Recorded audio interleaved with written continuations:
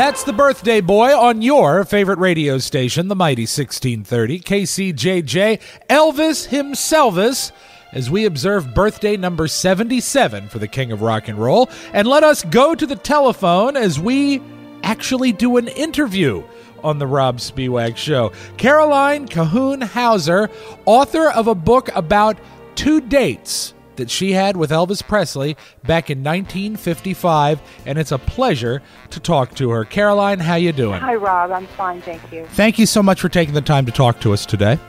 You're welcome. Now, you've written a book, and I think the best way to start the interview is to ask you about the title. Why do you call the book How About a Date? After the concert, the first time I met Elvis was in August of '55, and after the concert, he wrote a note to me on an autograph book, which belonged to a friend, and he said, "How about a date, huh? Answer yes or no, Elvis Presley." Since I still have this note, I don't know how I've managed to keep up with it, but I still have it, and I thought it would be just kind of an appropriate title because that's how it started. I think we're burying the lead there, is that the fact that, yes, you met Elvis Presley, and the time that you met him was, this first date, was it August of 1955? Yes, it was August 2nd, 1955. And a very fortunate time to have met Elvis, because he was sort of in a career transition in that summer of 1955, right? Yes, it was a very important time in his career. But on that date, his parents came along to see the show, and I wondered why. I met them afterwards, and I wondered why they were there. But it seems that he was still underage, and Colonel Parker was trying to get him to sign over the contract from, represent him. So that's why his parents were there. So the day you met Elvis Presley, they were actually putting the wheels in motion to make him from a local recording artist at Sun Records to make the jump to where he would ultimately end up with RCA. Yes, actually that. And the second date that I had with him, that the check was in the mail at that moment going to buy out his contract. Wow. For RCA Victor. That's amazing, because that really is not just 2 amazing moments in his life, but really moments that would change pop music as we know it. Yes. Really. I think one of the most surprising things that I found in your book, which by the way is called How About a Date, Caroline Cahoon Hauser wrote this. You can get it on Amazon, and I have the link at my website. Anyone who loves Elvis would love this book, so please pick up 5 copies. When he asked you for the date, you at first said no. He called back and said, because I didn't move out of my seat. I stayed where I was because I didn't want to brush up with everyone else, because he flirted with me, obviously, from the stage. Let me jump in with something right here. You were very lovely at that time, and to say that Elvis had a type, has anyone ever told you you look a lot like Priscilla? Probably the dark hair. I had dark hair and blue eyes, which I guess Priscilla had. Well, the official stance of the Robb Spewak Show on you on the cover of your book is, "Ow!" So that's...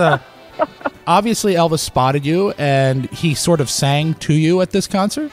He did indeed. In fact, it was embarrassing, for me, because I was 17 doesn't sound that young, but it was. And the spotlight came down on me, and he sang to me the whole time. And then I just smiled back. I didn't know what else to do. I think most women of the era would turn to pure butter. So I think you're a very strong individual for at least resisting him for a little while. Because I was a little bit shy, and I thought, well, if he wanted to meet me, then it was up to him, and I wasn't going to go there. He called over to me and said, "Don't you want my autograph?" And I said, "Well, yes." He goes on from there. I said, "It has to be special, something special." So he made it special. You made Elvis chase you. That's pretty incredible. And I don't think he had to chase a lot of women, so you must have been pretty special at the time yourself, Caroline. Well, he just told me later when we were having our little conversation that he liked to be the one doing the chasing. He didn't like forward women.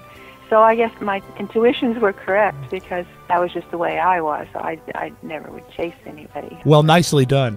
Now, that was after this concert, and it was a concert, was it with Johnny Cash? Yes. Webb Pierce was the headliner that night, as I recall. And Elvis and Johnny Cash were on the billing as well. And they stole the show, actually. Well, Elvis did. Webb Pierce, I think I felt a little sorry for him. The sound you're hearing right now is everyone that's listening to this radio show going to Google who Webb Pierce is, because no one remembers Webb Pierce, but I think most people know who Elvis and Johnny Cash are. I think he sang a song called "There Stands a Glass, Fill It Up to the Brim." People are now Googling that song as well. But anyway, so after the concert, you broke down and you went on a date with Elvis. Where does one go on a date with Elvis Presley in August of 1955? Oh, wow. Wasn't very fancy, I'll tell you that. It was a little diner that was along the highway.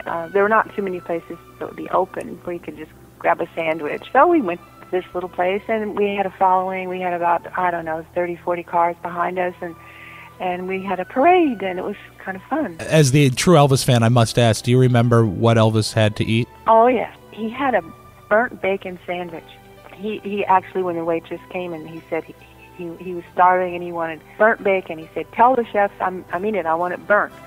So I thought that was very amusing, and I said, "Well, why? Why do you want it burnt?" And he said, "I like it that way," because he said, "My mother used to burn it every morning, and it got where I said I liked it burnt." So anyway, that was funny, I thought.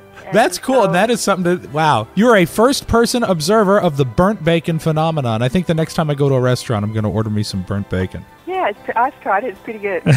Now, one of the things that I found fascinating is when you went on this date, Elvis played his own record on the jukebox. I don't think he played it, but everyone else played it. It was blaring on this big, gaudy jukebox in the corner, or right in front of us as we walked in. And he said to everyone, let's party, put some money in that. And so he was singing along with himself, and he did that on the radio later, too. At any moment, did you realize just how cool it was to listen to Elvis singing along with Elvis? Yeah, I thought that must be really a neat feeling, a great feeling to have, to be able to harmonize with yourself, sing along, with everybody around, gathering around. And the restaurant was packed with people, and they were all watching him, and he was pretty cool about it. He was pretty nonchalant. He sat there with me, talked, and we were just kind of by ourselves, even though there were lots of people around. Very, very cool. We were talking to Caroline Cahoon Hauser, author of the book How About a Date? Encounters with the Young Elvis. Let's hear that very record in question. I believe the label actually read Elvis Presley with Scotty and Bill. Here's That's All Right Mama on KCJJ. Well,